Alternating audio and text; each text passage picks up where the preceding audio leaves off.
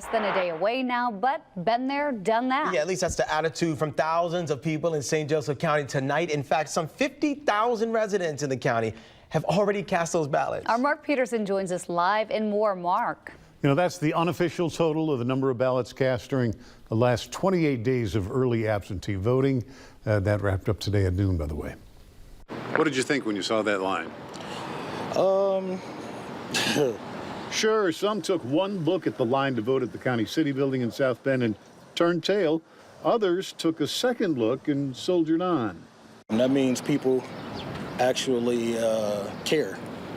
I mean, that's the best way to say it, you know. People actually care about what's going on in the world, and they're willing to stand in line to actually let their vote and voice be heard. So, yeah, line is a good thing. How long did this take? A little under 2 hours. 2 hours? What did you expect?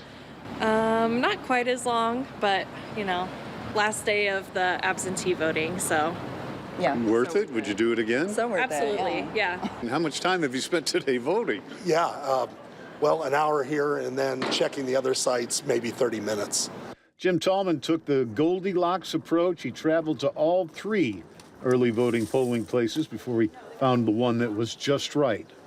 We tried a few different voting places, and this one looked the best, had a nice awning, a little bit more friendly in today's weather. And the entire voting world promises to be more voter-friendly tomorrow on Election Day in St. Joseph County. Voters will have their choice of 41 separate polling places open from 6 a.m. to 6 p.m. Well, one thing people do like to say is, oh, it's going to be super easy then on Election Day because most people have already voted. We have 190,000, around 190,000 registered voters in St. Joseph County. So there still will be people at the polls tomorrow for sure. Well, you look at the election in 2020, a total of 113,000 votes cast in the presidential race in St. Joseph County. If you compare that to the 50,000 early votes, that would represent about 44% of the total. Okay, Mark Peterson, you said it best. That is a wrap. We appreciate the update. Thank you. Early voting is officially over in Michigan and Indiana, like we just heard, but you still have one more chance to get out and vote. Indiana residents, tomorrow you'll be able to vote from 6 a.m. to 6 at night, and in Michigan, that's from 7 a.m. to 8 p.m.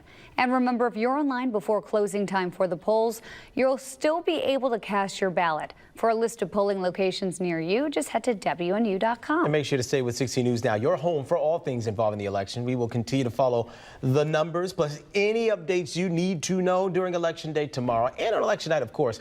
George and Melissa will be live on the air, bringing you updates on your local races. On the digital side, Josh and I will be online all night long on WNU Digital Plus. Take a look at your screen. First, you have to select Watch Live on the tab, and from there, you'll see our live stream, and then you'll see Decision 2024 live coverage, so we hope you'll tune in. Hey, Matt.